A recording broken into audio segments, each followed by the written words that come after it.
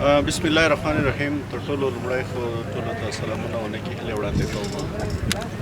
کرکټ بورډ خو هیره د نوي چې تقریبا 12 میاشتې د نوي نظام د راتګ نه وروسته 12 میاشتې د آی سی سی د دغو ټولو د پیسو نه بغیر کار کړی دی.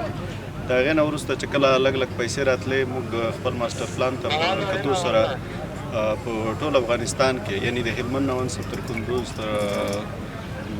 لغمان او لوګر، دغسې پکتیا، ځانګړي ډول خوست ته راشو.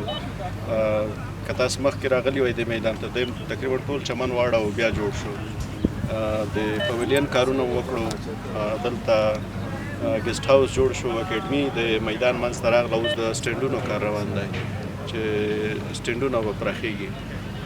نو بل کال ته انشاءالله خپل ماسټر پلان ته په کتو سره داسې خبرې به کوو چې سبا رښتیا وي. لکه ما چې وویل چې د 2-3 کالونو کې تاسو ولیدل چې همدلته اکیډمي جوړه شوه، پویلین هم جوړ شو، میدان لیول، چمن هر شی برابر شو.